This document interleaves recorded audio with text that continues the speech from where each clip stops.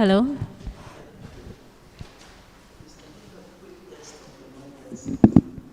Hi.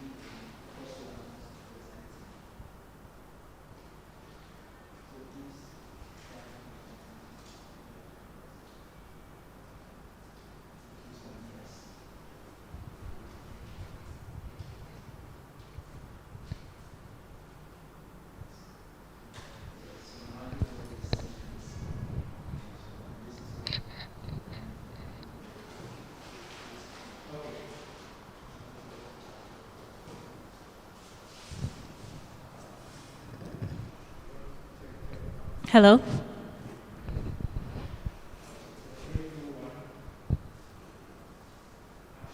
Hello, everyone. Good afternoon. My name is Jifa Nagla from Yota. It is a great honor to be here today to welcome you all to the State of Ghana's Youth Dialogue Series. This is a 3-part dialogue series, and today happens to be our very first dialogue series. It is a great honor to have you all here in person and virtually, since it's a blended event. I would also like to apologize for the delay in starting the event, as we had some technical difficulties, and we are really looking forward to an interactive session today. So the agenda of today's event is to discuss the overview of Ghana's youth development as published by the Commonwealth Secretariat. It is a great honor to have the lead author who was part of this publication in our midst, in the person of Dr. Sylvia Estejan. Just to give you a little bit of background about Dr. Sylvia Estejan, Dr. Sylvia Estejan is a senior lecturer at the University of Ghana. Her research interest lies in the domains of reproductive health, family demography, gender, and development. She also happens to be our hostess for today, and would like to say welcome, Dr. Sylvia Estejan. It is a great honor to have you in our midst today. Joining us also from the UK virtually is Dr.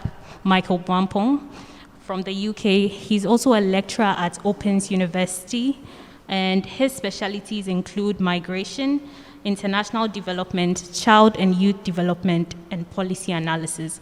We can't wait to hear from both of you to learn more about this space. Before we go into the discussion, I'd also like to thank the Skills Hub by Yota for giving us this venue. It is a great opportunity to have this space to discuss youth-led topics and initiatives. I also like to thank our partners, and I also like to finally thank you again for joining us virtually and in person. Please feel free to tell us where you are joining us from. Ask your questions on our social media platforms, Facebook, Twitter, and Instagram at Yota Rising. And for now, I'm going to hand over to Dr. Sylvia Estejan, and I'd like you all to give her a round of applause. Thank you so much, Jifa, for the introduction. And I want to also take the opportunity to welcome you all to today's dialogue series, which touches on the state of Ghana's youth. As you are aware, every year International Youth Day is observed on the 12th of August, and today is the 12th of August, and that explains our gathering here. And this year's theme is on transforming food systems, youth innovation for human and planetary health. And it's a timely theme, because now the world is talking about issues bordering on climate change, and sustainability, so that we'll be able to maintain the environment and our society for future generation. So I believe it's timely, and as youth, we are the future, and we have a role to secure our future. This program, we are fortunate to have someone who has conducted research and has come up with a report on the state of the Ghanaian youth. And we are going to listen to him briefly, and then when we are done, we will go on with a few interactions based on his findings, as well as other things that are of relevance to us. So I want to introduce our guest for today's program, who is in the person of Dr. Michael Buapon. Dr. Michael Buapon is a lecturer in childhood and youth studies at the Open University. He holds a PhD in human geography from the University of London. He also has an MA in development studies from Uppsala University and a BA social science in economics and geography from the University of Cape Coast. Prior to his appointment at the Open University, Michael was a lecturer in childhood, youth, and international development and development management at the University of London. He was awarded a Wellcome Trust Institutional Strategic Support Funding to support his research and public engagement on the impact of social inequality and parental migration on children's health and childhood practices. Previously, he served as a migration and youth policy specialist to multiple United Nations agencies and the Commonwealth Secretariat. Michael also served as a lead consultant to the government of Ghana in the review of Ghana's 2010 National Youth Policy and authored the UN flagship World Youth Report, that is Youth and Migration in 2013. So we are honored to have Dr. Buapon to present his work, which he has published together with the Commonwealth Secretariat. And we will give him a few minutes to present the findings of his report. And the report titled Overview of Youth Development in Ghana. So Dr. Buapon, the floor is all yours.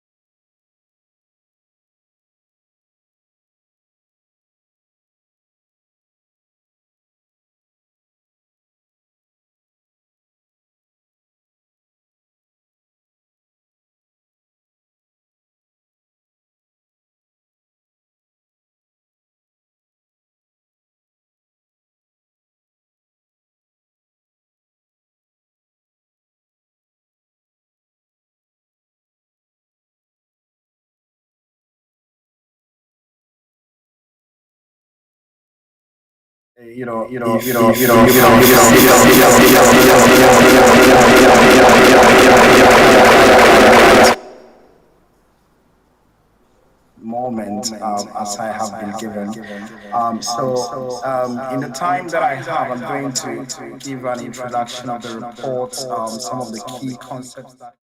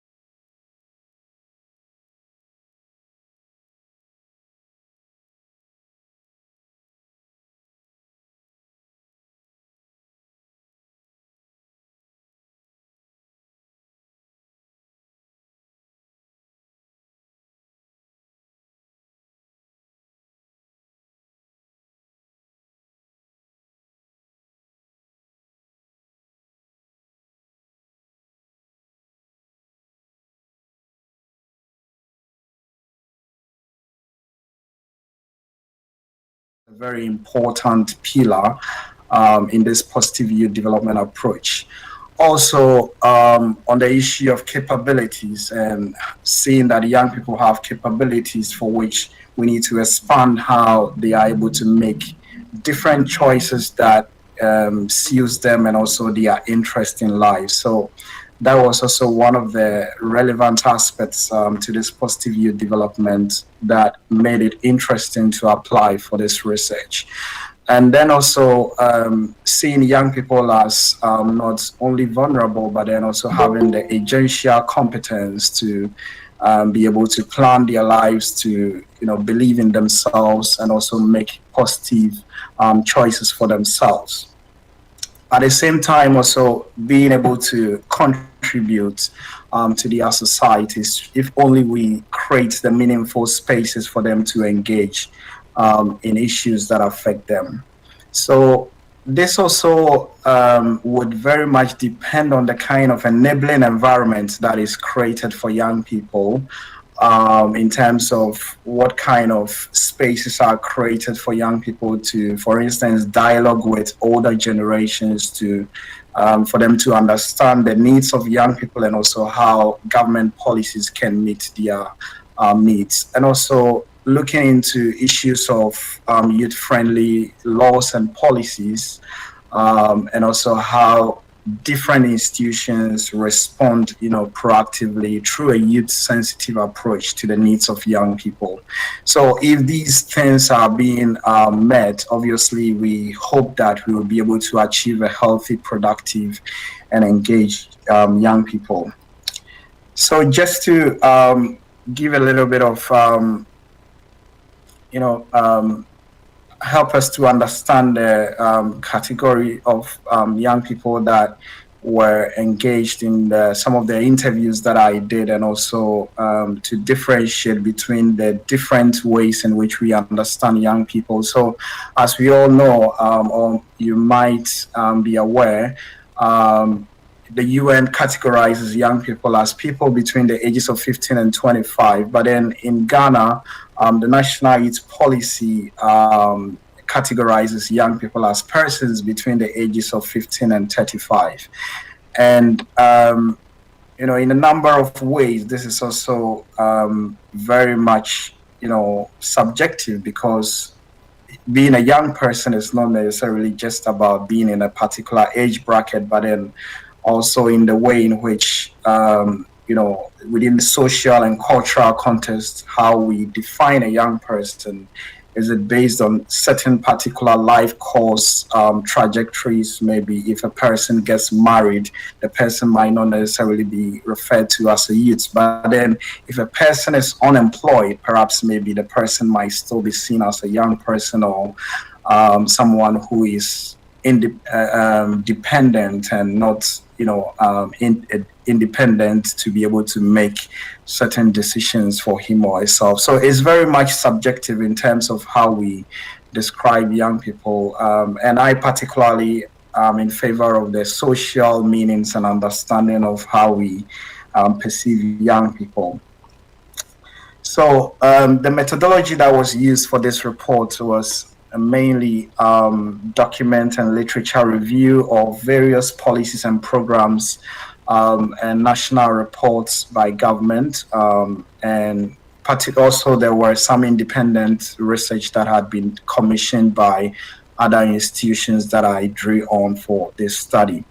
And then also doing a very systematic situational analysis of the 2010 National Youth Policy to understand what the policy talks about, what are some of the key gaps, and what are some of the things that could be done looking forward into the future. And then a focus group discussion was also held with key institutions, for instance, the Ministry of Youth and and Sports, and also the Ministry of Employment, also Education, and some UN agencies, and civil society organizations, and most importantly, also young people themselves. I recall having some focus group discussions at PPAG to, engage young people to understand some of the key issues that affect them, and also one-on-one interviews with civil society organizations and policymakers. So what I would say is the limitation of this report has to do with the fact that when the reports or policy documents, secondary literature documents were reviewed, one of the challenges that was observed had to do with the fact that in most cases, young people are not differentiated in most of the documents that were reviewed. So that generalization of Ghanaian population, which again remains a challenge, and looking forward or moving forward would be something that institutions need to consciously and proactively look at disaggregating data for us to be able to know the challenges that affect young people across various sectors sectors, whether it's health, agric, sports, tourism, different areas that affects young people's everyday lives. So there is a real need to invest in youth data, and later on I'll try and convince everyone about how this gap is a real need that needs to be filled. There was a particular study that was done in 2014 by one Senanu, and what came out was the fact that across different areas, from science, research, and technology onto areas like volunteerism, there wasn't any comprehensive youth data. But then when you look across other areas like education and skills training, youth and employment, and youth in modern agric and health, HIV/AIDS, these are places where there are some comprehensive youth data. So if you compare, you would realize that there is a huge gap in how we understand young people, because obviously if you don't have disaggregated data, and also disaggregating and not just per age, but then even in geography and context, it's very hard to address the intersecting issues that affect young people across different geographic locations. So when we look at the Ghanaian youth population structure, we realize that there is a huge number of young people, about 60% of young people who are under the age of 25.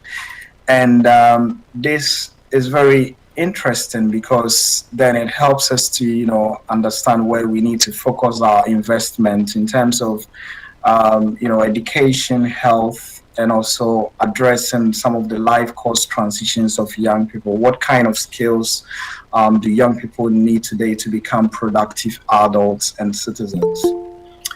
So the report, as I said earlier on, is divided into various themes, and it was mainly done in this kind of structure to also make it much more easy for different ministries and departments to be able to maybe pick a chapter or a section and say this particular section aligns with my ministry or department, and that's how I'm going to look at young people and also respond to their needs.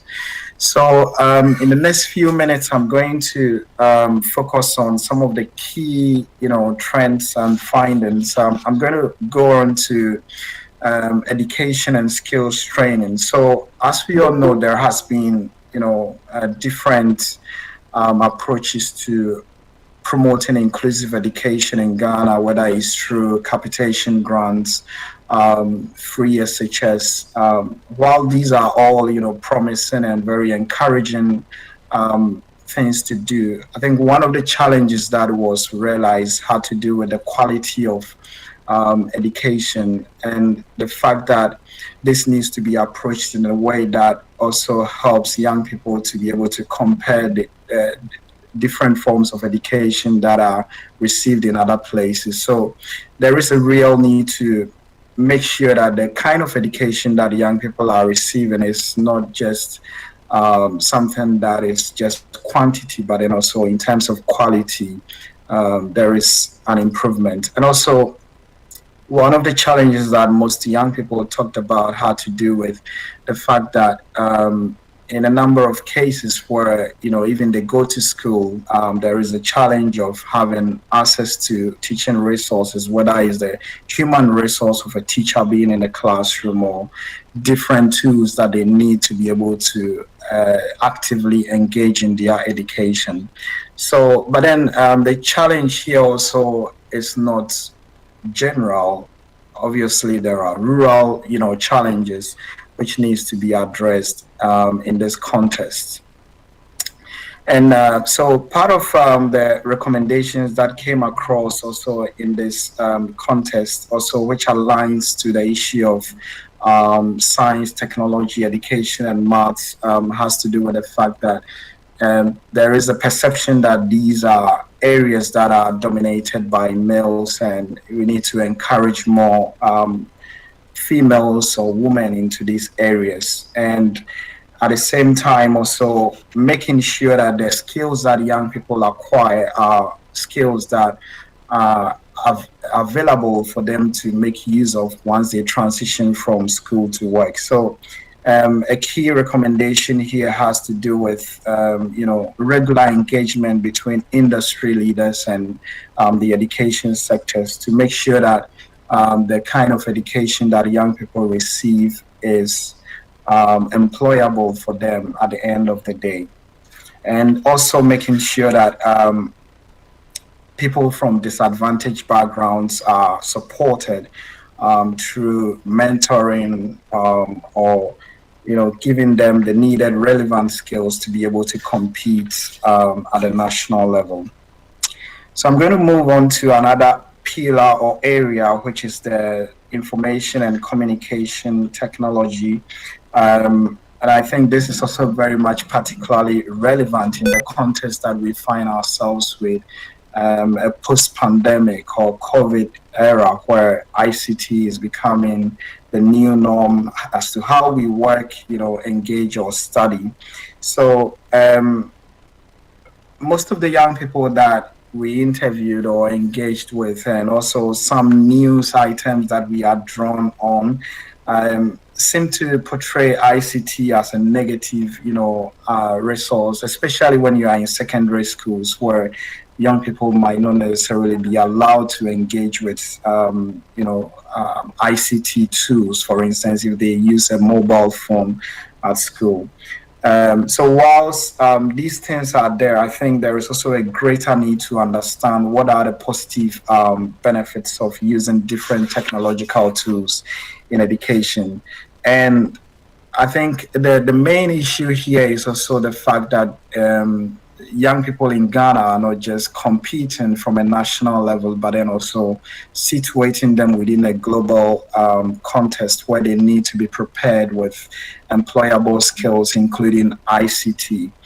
And also the other challenge of having to do with inequalities between males and females.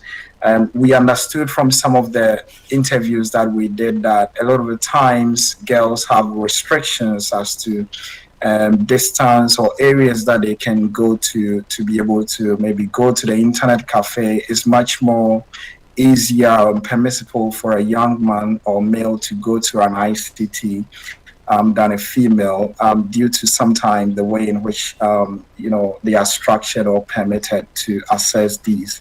So again, also making sure that we bridge this kind of gender inequalities that comes with ICT access, and also addressing some of the key challenges that comes with increased access to ICT, whether it's privacy issues, identity theft, and online scams, which most young people also become susceptible to if they don't know the negative aspects of using some of these ICT tools. So there needs to be a balanced approach to how we support young people to be able to access ICT and also use it more positively. And there is a huge potential here because we also realize that some digital skills that young people need for them to be prepared for the world of work. For instance, how do they create an online profile on LinkedIn? These are things that may not necessarily be taught at the education level, but then it's also very important in terms of their employability, despite the little way in which maybe it might be perceived.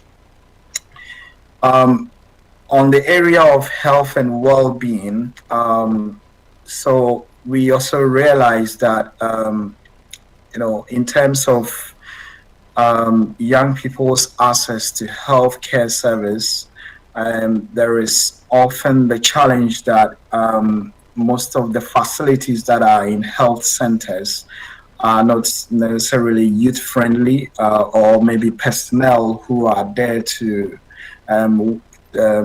take or treat young people are not very youth-friendly. And the challenge also becomes much more difficult, especially when maybe young people have other communicable diseases like HIV, AIDS, and how they are perceived, and also other issues of teenage pregnancy, for which sometimes there is a social stigma when it comes to some of these health challenges that young people may face. So, also giving positive health information or creating more opportunities for health awareness to reduce the level of stigma that young people go through. So some of these interventions would have to proactively be put in place to help reduce the level of stigma that young people face if they visit healthcare facilities. And also maybe creating healthier lifestyle choices for young people, and also incorporating preventative management approaches to how we look at our health. So I remember particularly in my interaction with some people at the health ministry where we reflected on the lifestyle that most young people live today, which modern work lifestyle is often very stressful, especially if you live in a modern city like Accra. And yet, still, we underestimate the kind of impact that this, situation that young people are in would have on their life course as they grow into adults later on. So we need to look at young people not just from the present, but then also from a life course perspective. What are the kind of lifestyle choices that are being made? What are the impacts or the implications? And these are things that are very important if we are addressing the situation of young people today. Also, in terms of sports and recreation, there is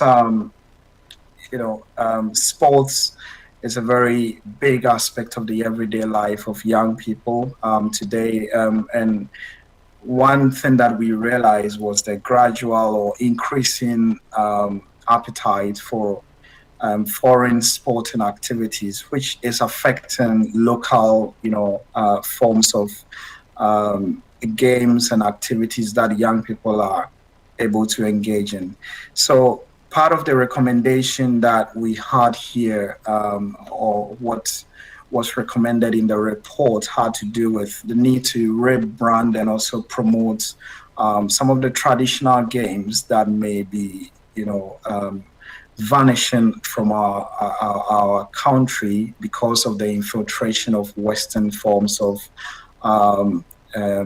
games and activities, including maybe European football and other things. And at the same time, also mentoring young people for them to be able to grow into the kind of sporting activities, if those who want to be in professional sporting activities, having this kind of mentoring program for them to be able to grow into professional athletes and not just people who take on sporting along the way. In terms of economic labor force and participation and skills development, currently youth unemployment is 12% in Ghana, and at the same time, underemployment is about 50%. And part of the challenge that we realize from the key reports that are out there has to do with the fact that there is also this information asymmetry, despite the fact that there is free education for young people. A lot of times, the kind of skills that maybe young people are acquiring is not maybe perhaps relevant if they have to transition from school to work, or young people may not necessarily be also aware of the kind of jobs that are available, or areas where there is a huge demand for skills. So bridging this kind of information asymmetry through engagement of stakeholders in the labor force market and also in the education sector, creating opportunities for dialogue and engagement is something that was recommended in the report. Also promoting and supporting youth entrepreneurship through academic and private sector engagement. Obviously, youth entrepreneurship has its own challenges in terms of how young people are able to access funding to be able to promote the work that they are doing. But then we realized that there is a huge number of young people who are employed in the informal sector, especially in the agric and forestry and fisheries sector. So these are areas that shouldn't be overlooked. If there are areas that are huge employers or young people find themselves largely employed in these areas, including craft and trade industries, then it also raises the need for investment in these areas to support young people in their employment trajectory. And also, one emerging issue also that we realize had to do with the increasing involvement of young people in the gig economy, or this on-demand sector. For instance, huge numbers of young people who are maybe doing Uber driving. That also points to a trend which needs to be acknowledged in terms of how we understand young people's perception or aspirations for employment and transitions to work. Do young people want a more flexible kind of work? Because maybe Uber is flexible, do they find it much more appealing? Or do they find maybe the usual 9-to-5 day job appealing? So these are areas also that require much more understanding and attention to understand young people's aspirations and be able to relate to how they transition from school to work. I'm going to move on to also the area of gender balance, also in the area of employment, making sure that young people are incentivized to be able to go into certain sectors that are seen as predominantly areas that males find themselves. So areas like driving, traditionally a lot of these areas are seen as male dominated, or even the science, technology areas are areas that are perceived as male dominated, and it's a real challenge, not just a perception. So proactive measures needs to be taken to encourage girls to get into some of these areas. Also, with respect to financial inclusion, which also ties in very well with employment issues and access to finance to be able to promote the livelihoods of young people. So most of the engagement that we have in interviewing young people, and also the reports that were available, indicated that there is a gradual, decline in trust in banking institutions, and this is something that needs to be relooked at in terms of how we engage young people for them to rebuild their trust in to be able to save with financial institutions, and also helping them to create positive financial habits. Part of it is also related to the culture of exclusion of females from economic or financial conversations due to gender and patriarchal, norms that sometimes exclude girls or women from economic conversations. So these also needs to be looked at in terms of balancing financial security and how we are able to bring young girls and women on board. So again, also emphasizing the issue of inclusion and also bridging some of the inequalities that exist in the financial sector. Um, Here also, a key finding us had to do with the issue of digital banking, which in terms of access, is not very well balanced if you look at the rural and urban divide, and as to how, for instance, people in the rural areas are able to have access to digital banking. Obviously, mobile money is becoming very much common, so that might not necessarily be the issue. But at the same time, in terms of traditional banking institutions and making sure that young people are able to engage with some of these institutions to even be able to receive a loan from the bank to support their business are key issues here that needs to be looked at.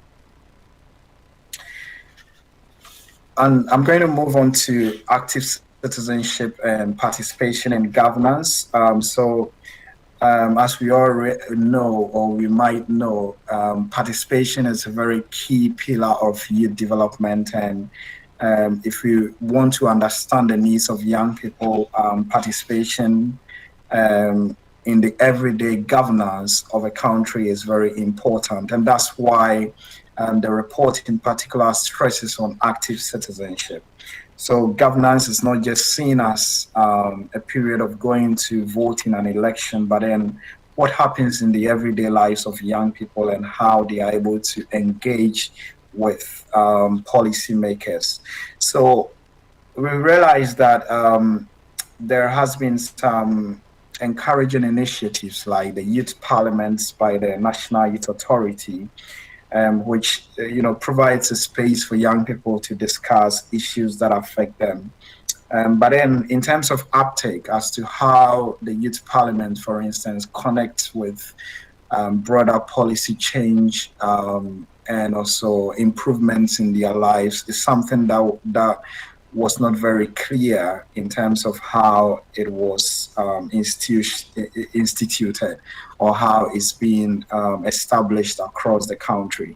So that's something that needs to be looked at. Whilst these youth parliaments are very encouraging, it needs to foster change, it needs to foster engagement with policymakers to be able to make that transformative change that we would want to see at different levels of the country. Also, the other issue of grassroots organizations, which are very important when we want to look at the needs of local communities. So a lot of the time, some of these grassroots organizations are not necessarily included in broader national issues or decision making. So part of the recommendation also here has to do with strengthening the capacity of grassroots organizations to make sure that they are able to engage at the local level to be able to influence wider issues that affect young people at the national level. Again, also, there is also a positive aspect in terms of ICT and governance. In part also, we realize that there is a lot of young people who have access to digital tools, and that obviously means that there is a huge potential to use ICT to engage young people to seek for their perspectives in everyday governance issues, whether it's at the local level or the national level. And not just only during maybe periods of elections, but then also in terms of local development, whether it has to do with access to jobs at the local level, access to improved education. These are ways in which young people's voices could be tapped on if we can leverage on ICT tools to improve and also understand the everyday lives of young people. Also, we did focus on youth and crime issues the the key issue here with the youth and crime aspect had to do with the fact that the root cause of some of these social challenges has to do with the fact that some of these young people who get into committing crimes are sometimes unemployed or they are not in school. But then the challenge also has to do with that when they face the law, or if, for instance, they are put into prison, sometimes efforts of rehabilitation of young people in prisons or in cells is very weak as to how maybe they are able to get opportunities to second chance opportunities to maybe develop their skills or have access to education. So there is also a real need and recommendation for second chance opportunities for young people who have been involved in criminal activities, for them to be able to become part of the wider society after maybe they have gone through some form of punishment. And also looking from there into youth conflict and peace building. One of the key causes or sources of youth conflict and in the country, we realized was mainly due to sometimes political vigilantism, and also in part also with issues of land access.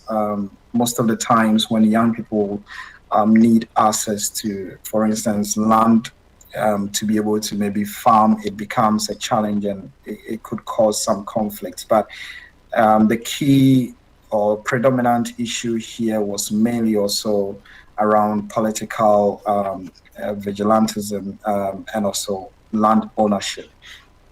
Some of these things are also very much linked to key periods, whether it's electoral periods, where young people are sometimes manipulated to engage in negative activities that does not foster democratic involvement of young people in society. So part of the recommendation that was made here had to do with educating young people on the importance of peaceful elections, and also making sure that the Ministry of Education works with civil society organizations, including young and youth organizations themselves, to be able to promote conflict resolution in schools or promote lifestyles that help to prevent some of these violent clashes at various levels of society. I'm going to move on to the other aspect of volunteerism, which was addressed in the report as a very positive and important aspect of helping young people to build skills or to become positive contributors of development at the local level and the national level. And often, perhaps maybe volunteerism or volunteering is becoming less common in societies. But then one of the things that was seen here has to do with the need to create long-term opportunities for young people to volunteer within programs that are also tied not just to mere volunteerism, but then how value is created through volunteerism for young people to benefit and use these volunteering skills to be able to transition across their lives course, whether it's from education to school.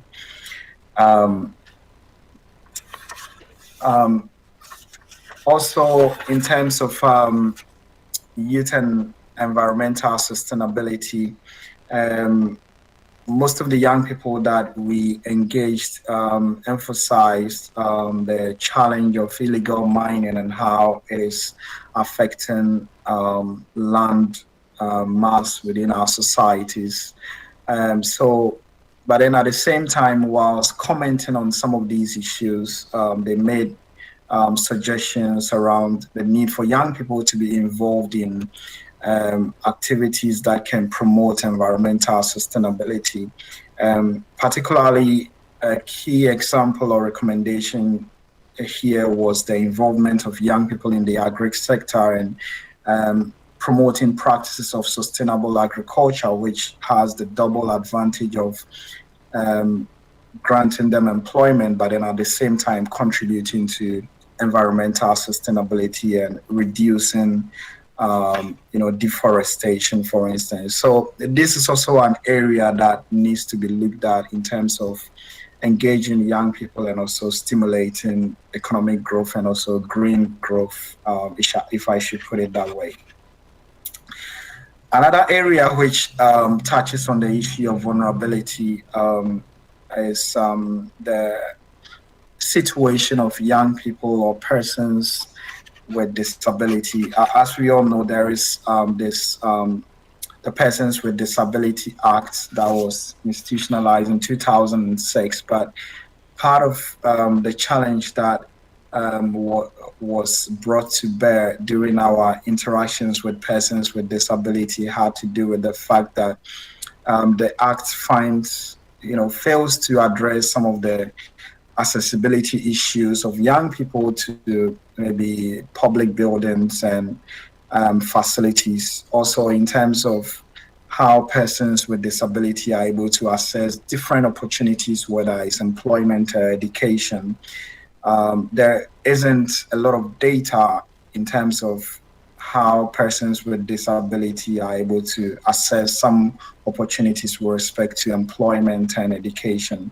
Though there is some positive news with respect to the current education policy, which is branded as inclusive. But then as to what kind of data is used to inform the work that is being done in terms of how young people are experiencing everyday lives, whether it has to do with disability, what are the experiences of young people with disability, and also in respect to other issues of the everyday life, whether it's access to house and employment, voting.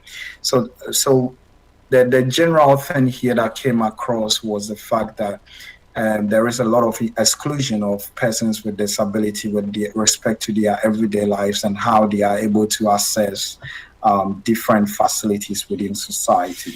So again, this might be general, but then we need to be very conscious about the experiences of young people here, which I think much of it also would center around the issue of access to education and also employment in this context and their everyday life of moving around.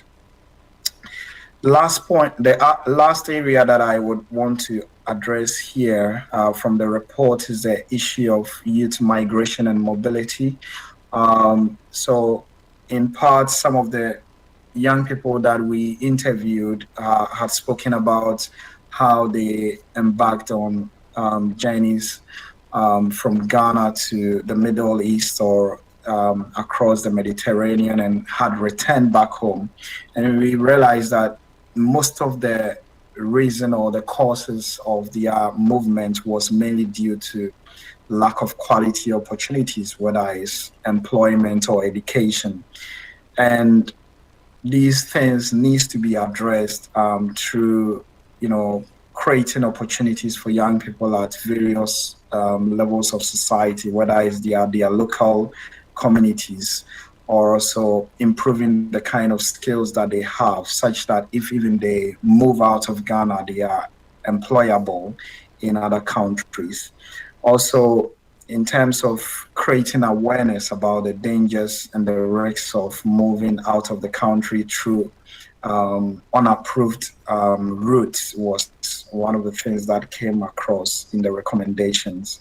And not to also leave behind those who have returned back to Ghana after experiencing maybe abuse and trauma or being victims of human rights abuses. How do we integrate or reintegrate these kind of young people back into society by giving them decent job opportunities so that they don't take the second or the multiple option of moving out of their country again.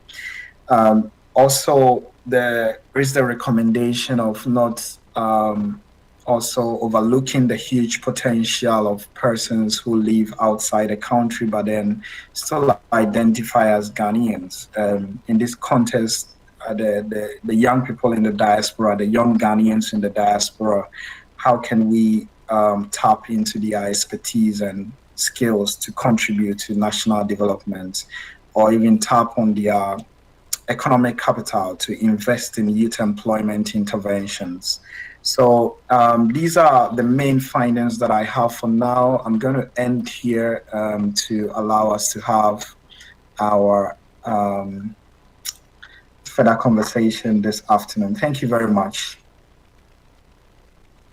For this insightful presentation of your work or your report. Indeed, we have heard him talk a lot about the youth in development in Ghana. Now I'm listening to him and then also looking back at Thank you. Nice presentation. some of the research work that I have done and I have also read. It resonates with a lot of things. I think one of the things he touched on, or listening to all that he said, one thing that came strongly at me had to do with the state of the youth in terms of their participation, and thinking about participation of the youth, whether at the governance level, policy making, or whatever level.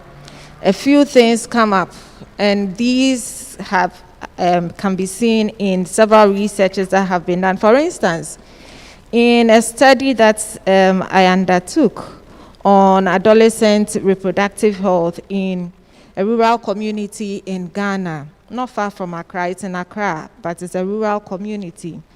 Talking to these girls, yes, information is out there about sexual and reproductive health. It's part of the curriculum.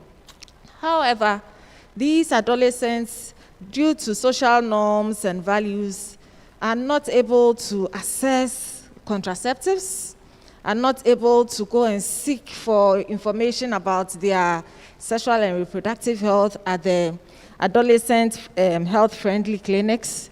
And all this they attributed to the fact that once people see you heading towards the clinics, they have this idea that you are engaging in sexual activities, and that alone stigmatizes the adolescents or the youth, and therefore they are not able to go and access these health facilities that are available. Then issues again about gender. We can't forget that in society we have been socialized to accept that males go this way and females go this way. We live in a patriarchal society, whether you like it or not, whether we mention it or not, silently or subtly, these things are going on. So that definitely the young man or the youth, the male youth, will have access to some opportunities that at times the female will not have access to. And so it's important that we identify the differences and try to address these issues and not take them all as one and put them together and say we are addressing the problem of the youth, forgetting that there are things that affect the men or affect males and then affect females differently. So we have to also acknowledge that. Then issues about even geographical location, the differences. We are aware that, yes, we are all youth. However, a youth in a rural community and a youth in an urban community do not have the same opportunities. They face different challenges. And therefore, if you really want to address their problems, then you have to also take into consideration the geographical location of these youth and then meet them at their needs. So I will just leave it here and then go on to have a conversation with Dr. Buapon, and I'm sure along the line we'll also give room for our audience, both in and then those who are online, to ask their questions. Okay, thank you. So based on your findings or based on your study, I'm sure, yes, you started looking at the National Youth Policy that came up in 2010. And I'm sure there are other policies that have also touched on the youth or have the youth at hand. Now, looking at all these policies, would you say that the policies that we have in Ghana for our youth have failed the youth in terms of their development? And if it has failed our youth in terms of their development, why?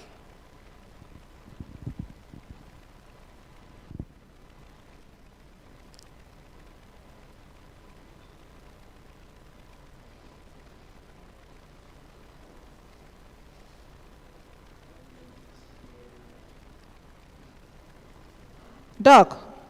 Buapon.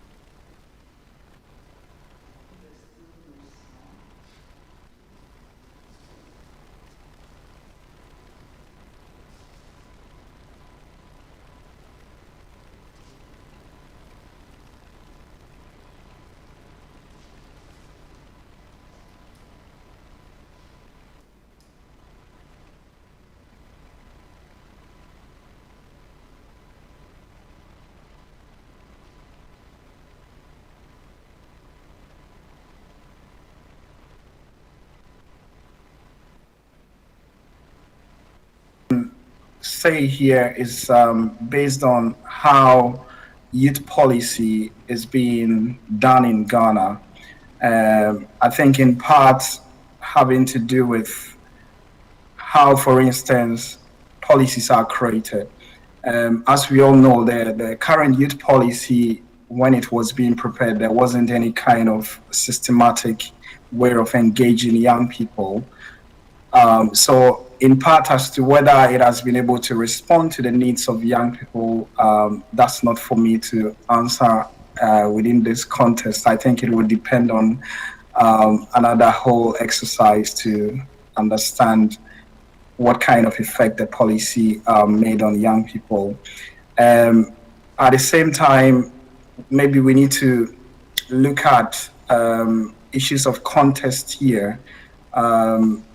How young people within different geographic contexts, within rural communities, within urban centers, how do they feel about everyday life? Those are some of the things that can be looked at. And also in terms of the way in which maybe youth policy is being, as I said earlier on, is being done, the kind of institutions that are in place and how do they engage with the young people. I think these are the main challenges that are in place.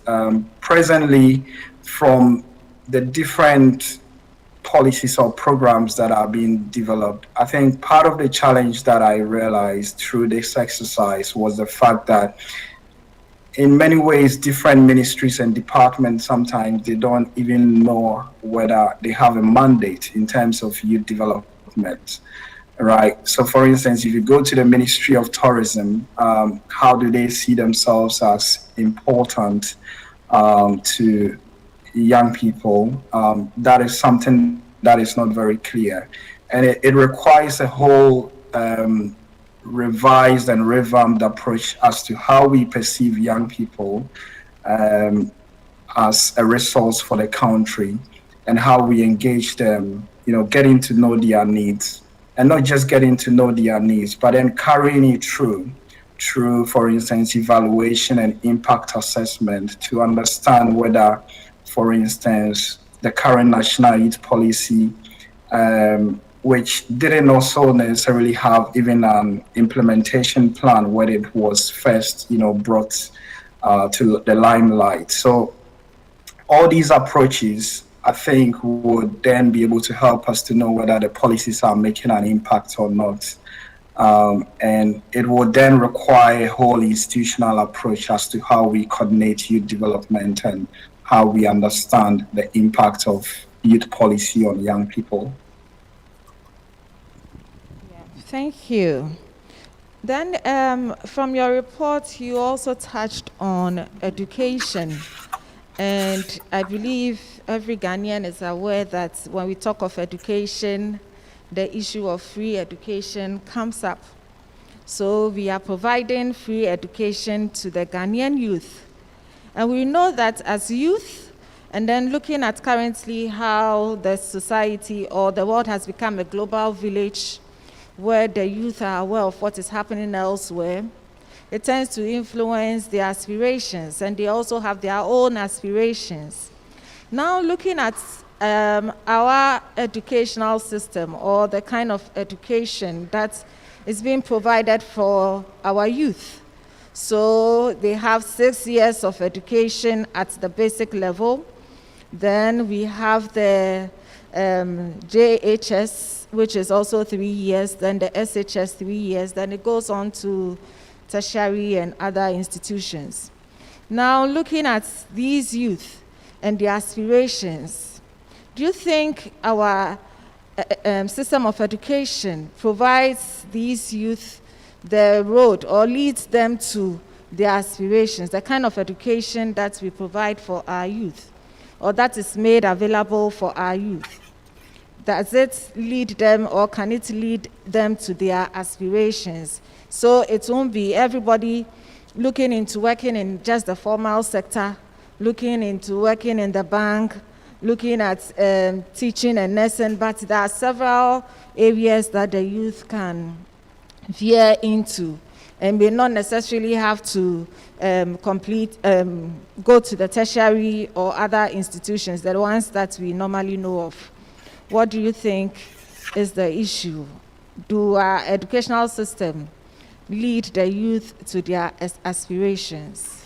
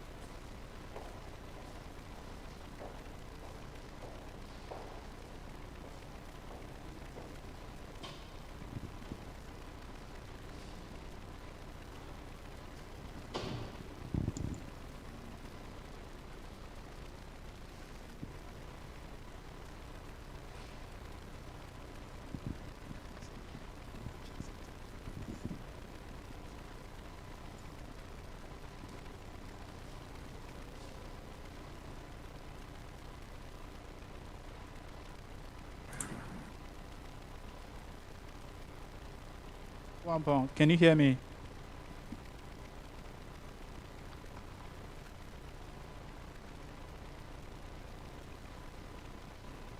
Hello, Dr. Buapon. Hello, Dr. Buapon, can you hear me?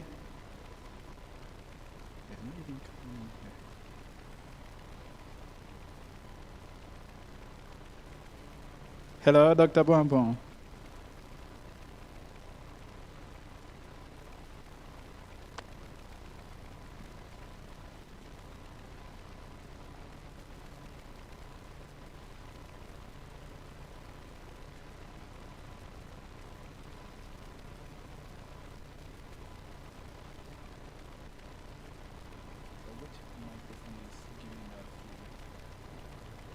Hello, Dr.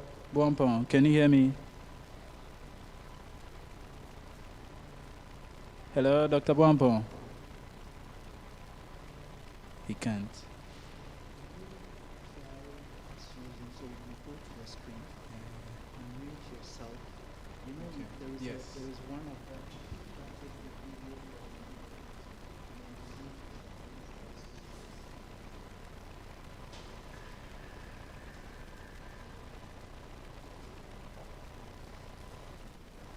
Hello, Dr. Buapon.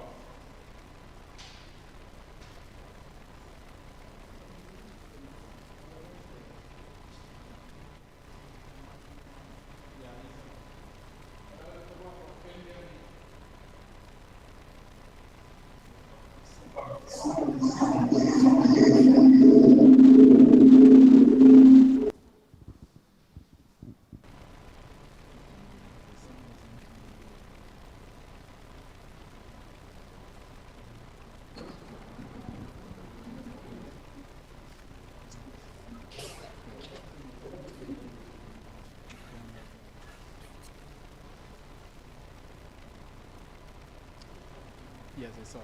As it's off.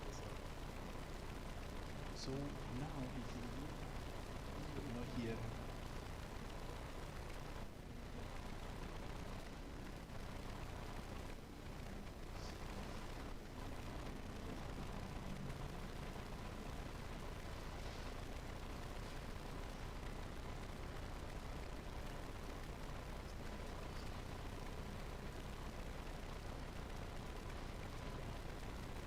Hello? Hello?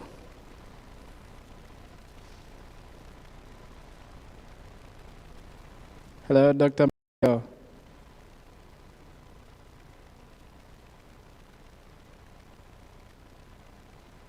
Hello, Dr. Michael, can you hear me?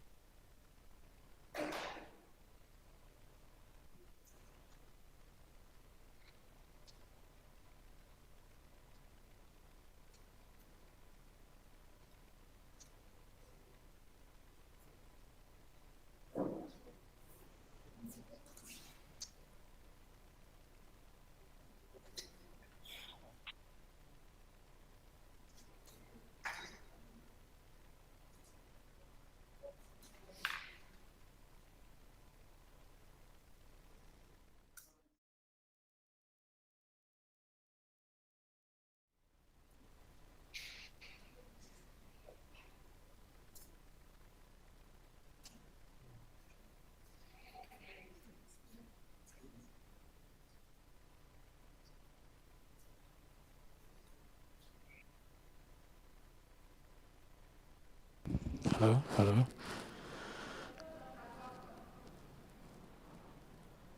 Hello?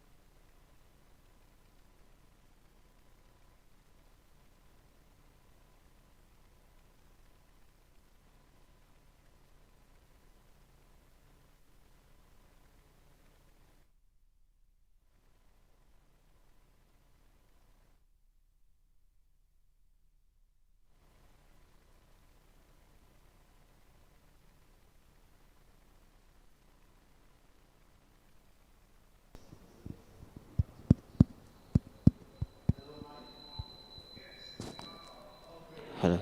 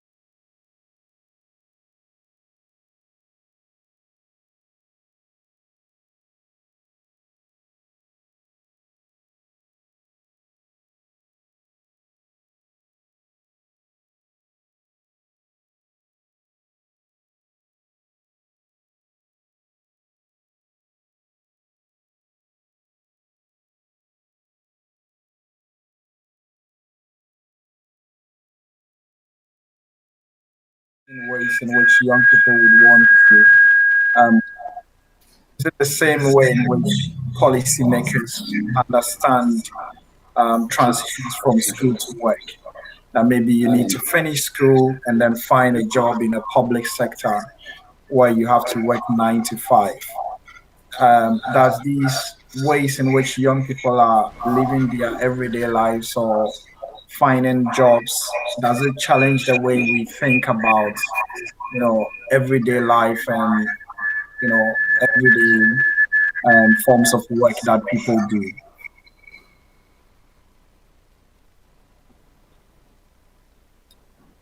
Great. Now, you also know that where you find yourself greatest influences what you do, and to some extent, the opportunities that you have in terms of skills, employment, what have you.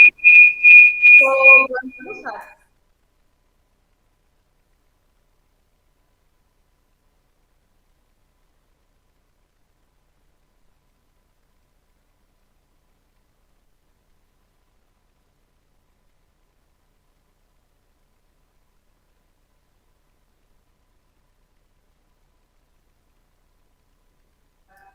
the issue of rural urban migration of the youth has to do more with issues of climate change, where the chances are. So the drought season to find people migrating to the south to look for employment or to look for Mm, jobs. And then when they're done returning to their homes, you have that kind of migration. Then you also have the financial migration, also the search of greener pastures in abroad.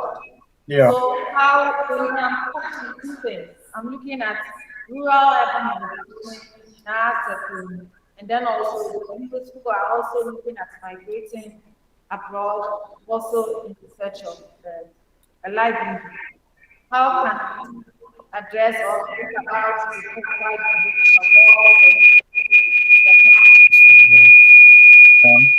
Thank you very much. I think this is a very important, question that also touches on the issues of lack of opportunities across different geographic contexts. So, as we would know, or from what we know from the reasons why young people move from different places, whether it's from a village, a rural community to the major city, the major reasons why they do so is mainly because of lack of jobs or maybe poor, education or poor access to education.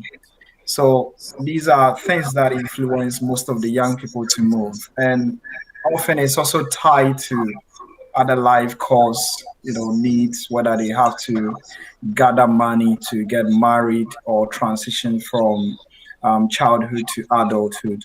So to address these things, we need to have a very inclusive way of development, not just promoting development in major cities or urban centers, but then also prioritizing or understanding the needs of people or young people in rural communities, and this would matter also in the sense of how much we consult young people in rural communities to understand their needs and not just maybe gather a pool of experts to think for them, but then understand from their own point of view, why do they move, and what do they think is the way to reducing rural urban migration or keeping them um, to where they are.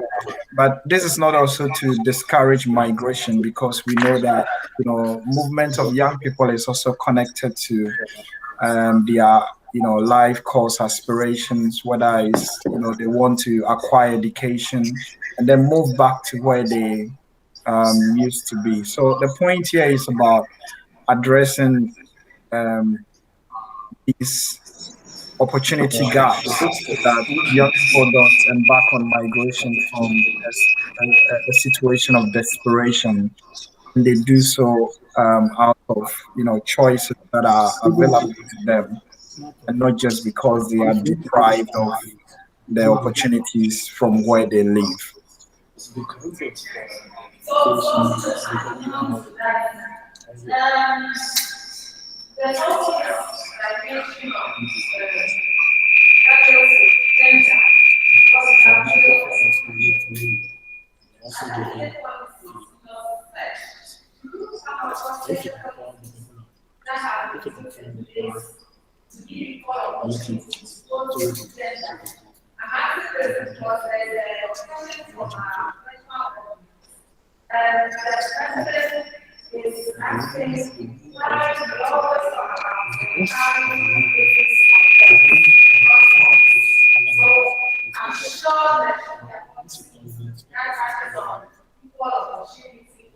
Mm.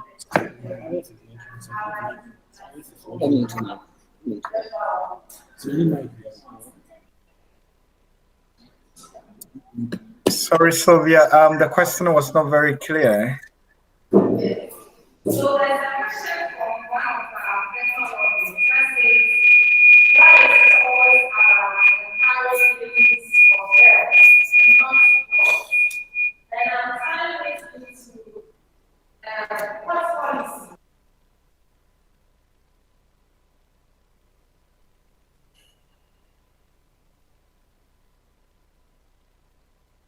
It's now entirely mute. I can't hear anything. Sorry.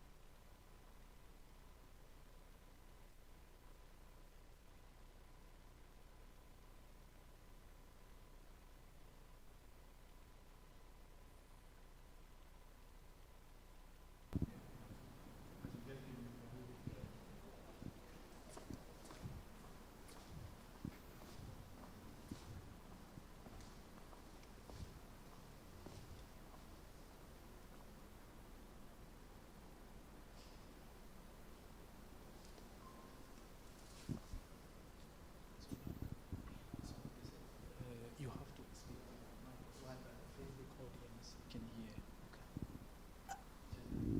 Hi, Doc. Hello, Doc.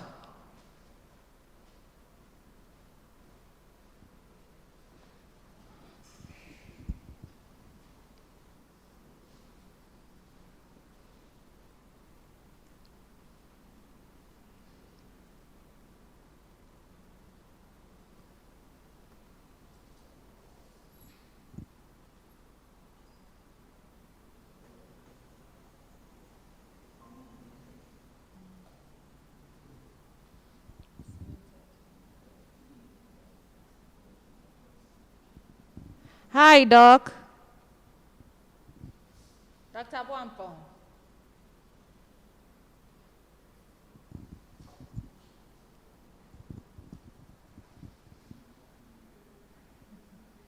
Can you hear me? Okay, so Yes, Sylvia, I can hear you. that's great. That's great.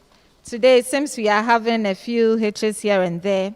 So going back quickly to the question I raised earlier on. Thank you. Thank you.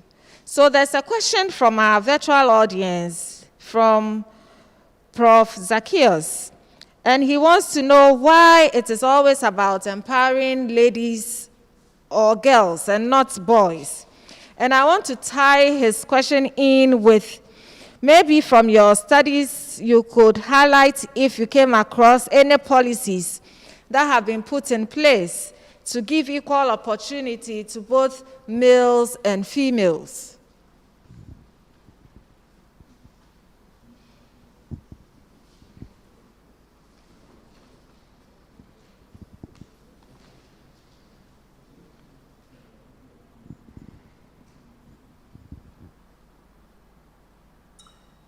Yeah, thank you very much.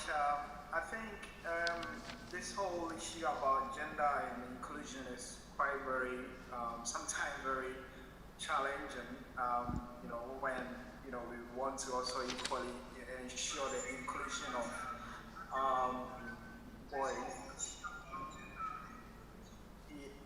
boys, in addressing gender gaps, but I think that the whole issue about gender should also be situated in some of the, systemic, cultural barriers that girls and women face. Obviously, in most societies, there is this kind of gender differences that exist that sometimes, in a lot of ways, limit girls. So, from what I have seen, a lot of approaches towards promoting inclusive empowerment of young people would often emphasize or ensure the inclusion or empowerment of girls to make sure that they are able to equally participate in the opportunities that are available to them. And that's the way in which we can bridge some of these practices that are also culturally entrenched in our societies. For instance, as I said, traditionally, a lot of times, even amongst adults, sometimes women are not involved in economic issues. Sometimes we feel that maybe they need to be limited to the domestic setting. And that sometimes affects the way in which maybe girls, can even access education because we feel that maybe the girl should be in the house and to be prepared for, being a wife to another man. But I think gradually we are realizing that these things doesn't help in promoting the independence and the empowerment of women in society. And that's why there needs to be that kind of proactive measures to ensure that girls and women are able to have access to opportunities. So I think looking at some of the reports that I looked at and some of the work that had been done often would emphasize or place targets on making sure that girls are able to have access to opportunities. But most of these also fall behind sometimes because of entrenched, gendered and socio-cultural norms that needs to be looked at or faced with policies that encourage girls to access opportunities. Thank you. And to add on to that, I think the issue about empowering girls and not boys is not always the case. Maybe issues where we have to empower girls tend to be more as compared to the males. Because recently I was working on a study that was looking at professions, okay, the various occupations that both males and females engage in. And one area that we know is nursing is seen as a feminine work. But now you have some males going into that profession. And what is happening to these males? So I'm on the committee where we are conducting a study to see how we can help the men to feel at home and comfortable in such areas where we tend to say are for females. So in this case, what do? We are trying to empower the male child to also know that he can also nurse sick people. So it's just that when it comes to issues of females, there are a lot of areas where females need to be empowered. However, where we also feel men have to be empowered, I think once we identify it, we go on.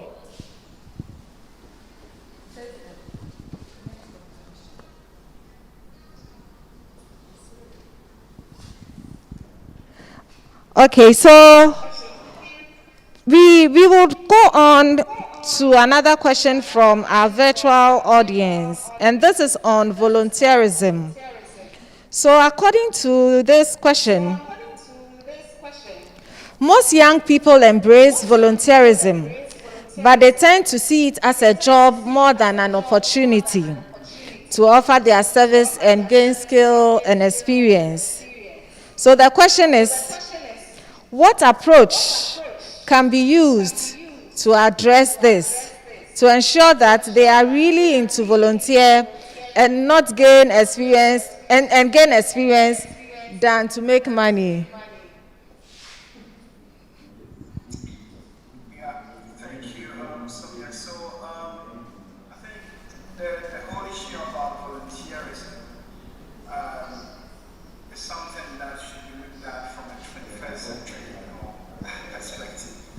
Because even before the whole English word volunteerism came, we used to have ways of doing volunteering within our societies from a communal level. But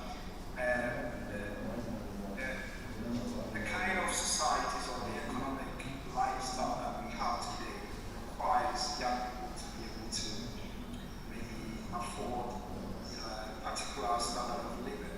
If, for instance, you are living in Accra and you're volunteering, you still need maybe somebody to be able to cope with the everyday life. So one way of looking at it is making sure that institutions that offer volunteering opportunities for young people do not only see it as a way of tapping into the energy of young people, but then how do we also equip young people with the skills that they need? Because in most cases, most young people would want to use their volunteering experience to move on to another stage. All right.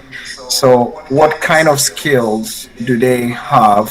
Perhaps maybe that form of skill, if they had wanted to make a first attempt into a paid job, maybe they wouldn't have it. But then there is a real opportunity for them to gain employable skills through volunteerism. And then there is, another opportunity for them to use that skill to apply for a paid job or opportunity. But I wouldn't want to only see volunteering as a stepping stone onto a paid job. But then how do we also make sure that volunteerism is a lifelong, commitment to our society? For instance, in most other societies, people would maybe volunteer on weekends, supporting a particular kind of cause that they are interested in, whether it's maybe going to a hospital or a care home or maybe another area that requires their services, maybe even teaching in a rural community when you are on leave or vacation to help empower other young people. And that's a way in which we can, rebrand volunteerism and make sure that it's able to help young people, but then also not only as a means of using their energies, but then making sure that whilst they work as volunteers, they don't slip into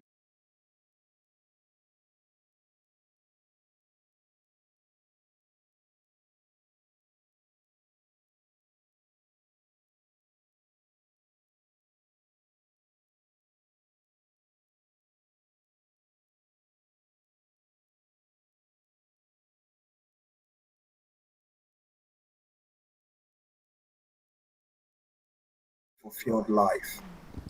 Thank you, Dr. Buapon. I think my audience in the room are eager to also interact with you, and I'm going to give them the opportunity to also interact with you. So who is going first?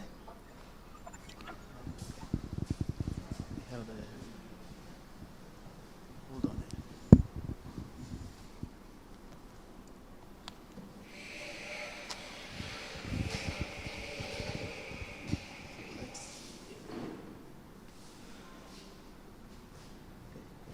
Yeah, thank you so much.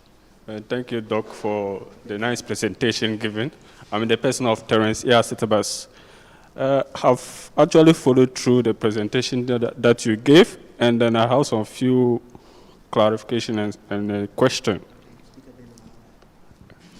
The clarification that I have is with respect to what you were saying much about a job that is flexible.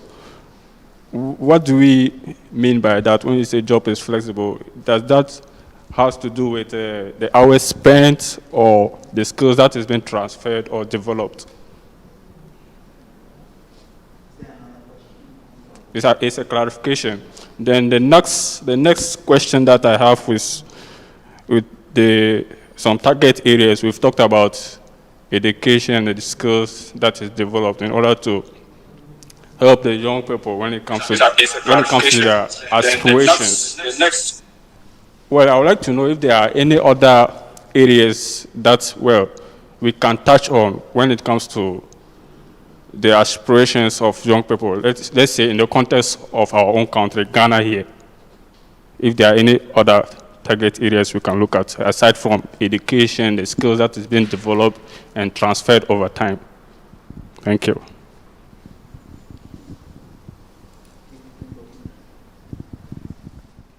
you please come here? Yes.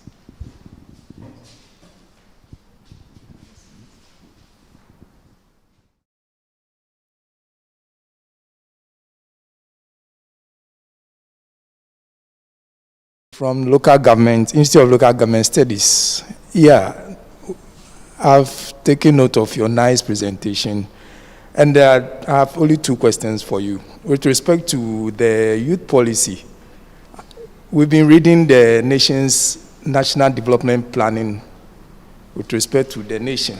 Now, my question is whether in the NDPC for the nation, is there anything that has been put in place with respect to employment to reduce the much escalating youth unemployment? And then point number two, also, do you think the Ministry of Youth and Sports should be separated from the wing of sports to find its autonomous strength and authority in the affairs of the youth? So this is my question.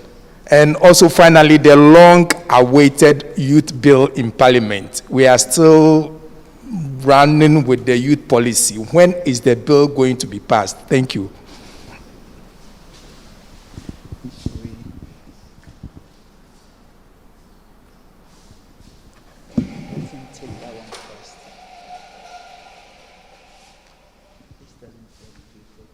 So, Doc, your audience have put a few questions to you, and we'll leave you to respond to them as you can.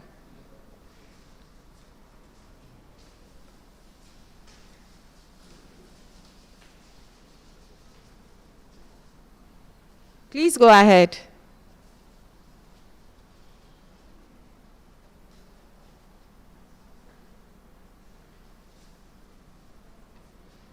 I can't hear you.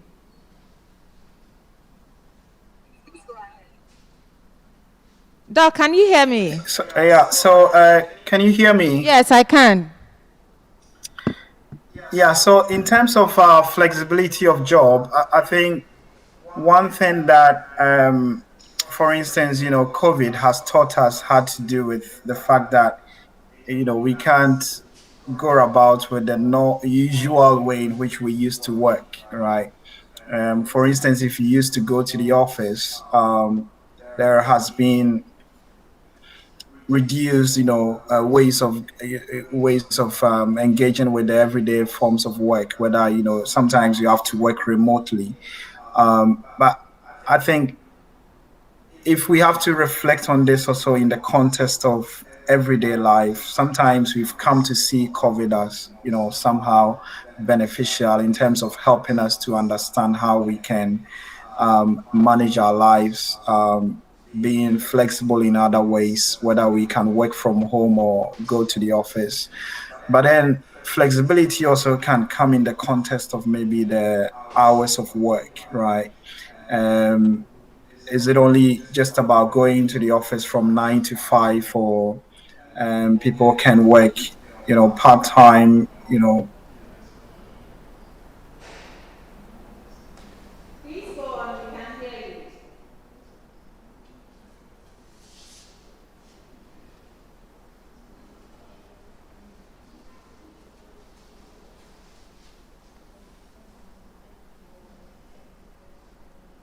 It's frozen.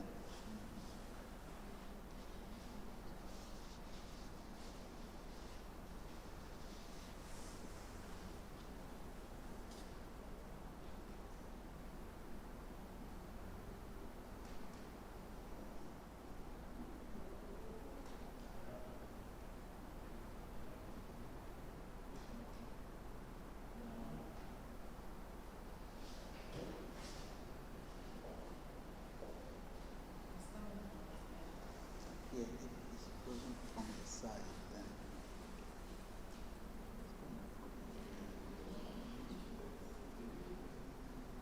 yes, you see now it's gone.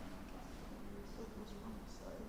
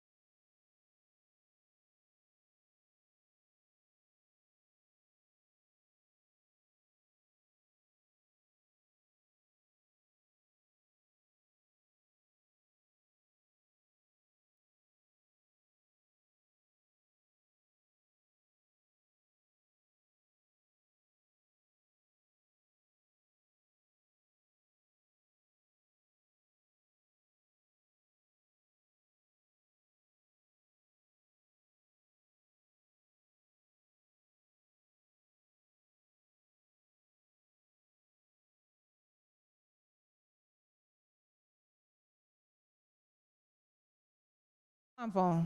can you hear me? Yes, now I can hear you loud and clear. Yes. So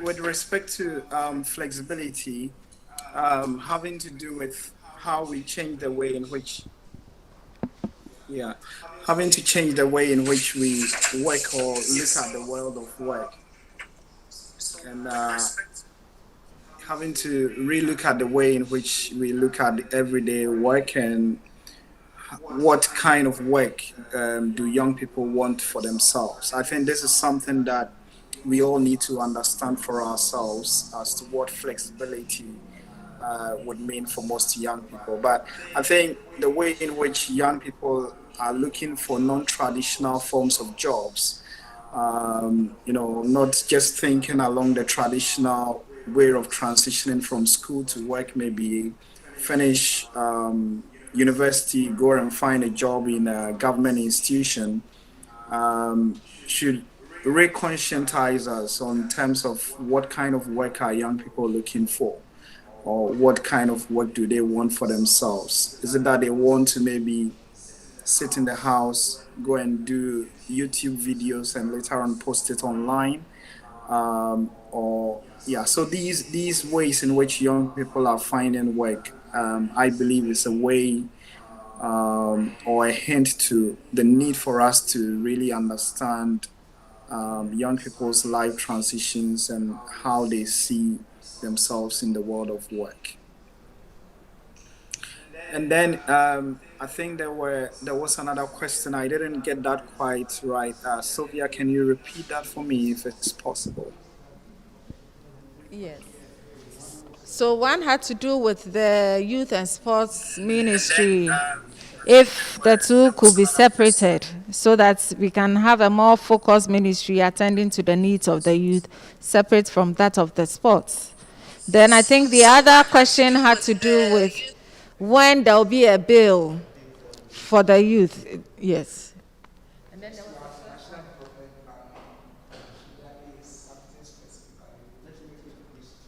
Okay. Yeah. So please, you can go ahead with this for now.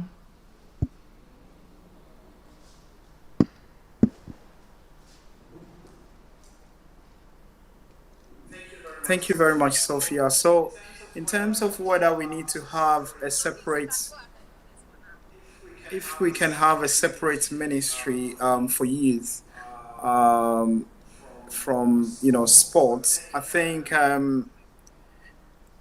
it sounds logically right, because I think one of the things that I've realized in youth development in Ghana has to do with the competing interests, right? But then in a lot of cases, when you look at how much attention we give to sports compared to youth development, you realize that it's very minimal when it comes to youth development, if you have to compare it to sports. And even in terms of budgetary allocation, and how much time is being spent on sporting events, if maybe there is a national sports event or tournament that is coming up, you realize that there is a huge investment and attention that is given to sports. And sometimes that comes to the disadvantage of youth development, which is very much multifaceted. Youth development is not just about sports. It's not just about education. It's a comprehensive agenda that needs to be looked at. And I think that not mixing it up with sports is very sensible, in the sense that it helps, for instance, a Ministry of Youth to see itself as a sole entity that has clear budgetary allocation for youth development, and has also a clear mandate in terms of which institutions they have to work with in a very systematic and coherent approach to promote youth development. So that's what I can say here, that if there is a separate institution that helps to promote the needed attention and focus on youth development, and not to mix it up with other competing priorities. Then there was a mention of the youth bill.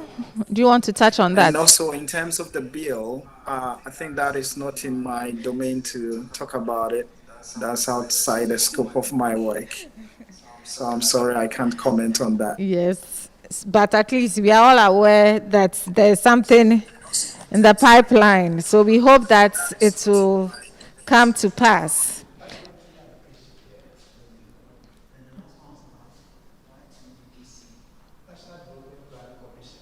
Okay. Okay, so the other question from our audience has to do with the National Development Planning Commission. Why they don't allocate any budget for the youth? or youth development?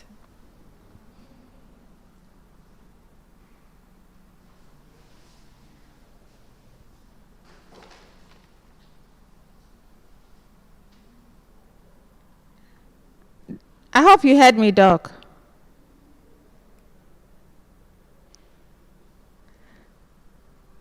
I think in terms of the national youth development, if you look at the mandate of the national youth development, um, it's more of a national institution that is supposed to coordinate different policies and help the government in certain national agenda. And I think this is where we also need to really clarify the mandate of various institutions that look into youth development issues. For instance, we have the National Youth Authority. There is a Ministry of Youth and Sports. The National Youth, the National Develop, the NDPC, to put it short, it's there for a broader policy agenda setting. And I know they do work on youth issues, but then they are not primarily responsible for youth development issues. And that's where we need to be clear about who holds the mandate and responsibility around youth development. I believe that this would be, for instance, the call of the National Youth Authority in terms of the funding allocation they have and how they coordinate youth development, bringing together different stakeholders. And we should bear in mind that youth development is not just government's responsibility. There is even the private sector there. At the same time, also academic institutions, all these different stakeholders have different ways of contributing to the youth development agenda. And it's about coordination. It's about making sure that there is a clear mandate and approach or focus to youth development. And I think that is one of the things that is missing in how youth development is approached in the country. So looking forward, one of the recommendations that I made in the report had to do with making sure that there is a clear, institutional coherence, and making sure there is clarity in terms of which institution is responsible for youth development. How do they coordinate the different multifaceted issues that affects young people, but then has resonance with different, sectors across the country, and making sure that, for instance, there is clear allocation of funding that young people can also tap into to support the youth development agenda. So I believe it's not just entirely the responsibility of the NDPC, but then having a clear mandate about which institution is responsible for youth development. You've been wonderful, but before I let you off the hook, since you are an academic and a researcher, I want you to give us your last words on the research community, your advice to the research community who are interested in youth development. What should be the focus of their research, and how should they go about it so that at the end of the day it will influence policy and also lead to youth development?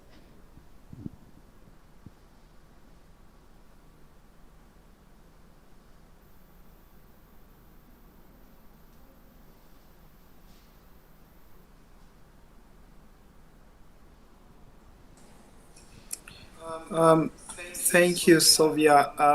That's a very good question. So I think when we started this conversation, you asked me as to whether the current policy, whether we failed young people or not. And I think this reminds me about the relevance of having a life course approach, or even the academia or academic institutions collaborating with civil society organization or with government to evaluate programs and to understand the real impact of policies on the lives of young people. And one approach that I, for instance, would encourage is young people. For instance, we had this current policy enacted in 2010. Can we look at the young people who were by then maybe 15 years, go back to them and then ask them, after 10 years, what do you think has been the impact or the influence of this government in the lives of young people, not just in the short term, but then over a long-term period? If we are looking at, for instance, free SHS, can we go back, after 10 years and, understand the impact of free SHS on, maybe life course transitions, where these young people who got free SHS, were they able to transition into getting sustainable livelihoods with respect to jobs or not? Or what kind of things can we do to improve the future policies or alternative approaches to education over time? And then secondly also, so apart from life course approach into understanding the impact of policies, making sure that young people are, voices are, we listen to the voices of young people in our research and making them not just the target of the research in terms of what we want to find from them, but then even in conceptualizing, understanding what are their real needs and what they would want us to understand from a scientific point of view. And lastly, also, I think the academic institutions or people in academia should take interest in building the capacity of young people. We talked about volunteering, and I know there are a lot of youth organizations or young people who are volunteering their time and their organizational resources to help with youth development in the country. But then there is a real appetite for maybe developing online programs, for instance, that can train and equip young people who are youth leaders with skills in different areas, whether it's about research, whether it's about making an impact in terms of public engagement, or how they draw on academic findings to influence the kind of programs or projects they are developing. So that kind of collaborative engagement between academia and also youth civil society organizations, I think, will be very helpful to building the capacity of young people and making sure that we all contribute holistically to youth development in Ghana. Thank you very, very much, Dr. Michael Buapon, for making time to share your work with us and also to listen to our questions and then help us understand the way forward for youth development in Ghana. We couldn't have had any better discussion on such a day, which is meant to create an awareness of the problems and issues of the youth. There's no better time for such a discussion. And I believe the discussion should not end here, but we should take it along with us and find ways and means to address or help address and meet the needs of the youth. One thing that we tend to forget is that the youth today are the future. And we have issues of sustainable development. We keep talking about sustainability. We are the ones who are supposed to sustain it so that those who will come after us will also come and continue with the journey. So as researchers, often we would say we stand on the shoulders of others to see afar.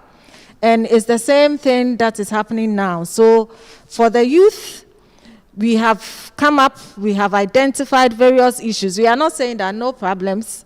It is when you identify your problem that you'll be able to address it. And I believe that looking at where society is heading towards, we all have to learn to be assertive, identify the problems, identify solutions to the problems, and then take it up and live up to expectation. So we want to thank all our audience for making time to celebrate this day by reflecting on the needs of the youth. And I believe that together we'll be able to forge forward and then get a better Ghana. Thank you all for coming. And thank you so much to Dr. Buapon for this insightful presentation and discussion. We are really grateful to you. Thank you. I hand over to Madame Jifa.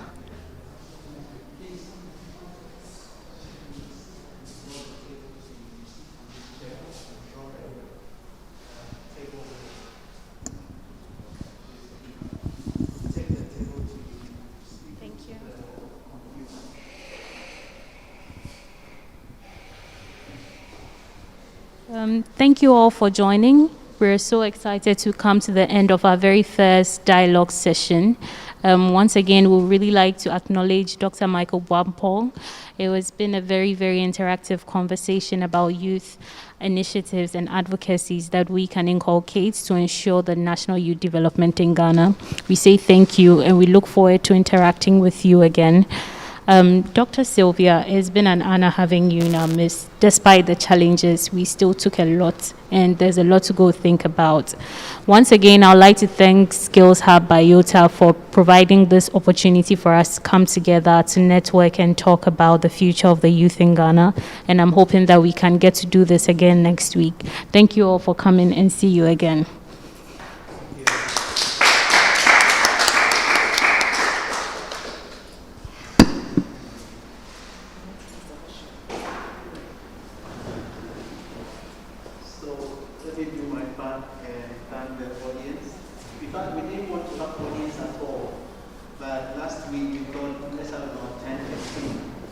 I think there were about that number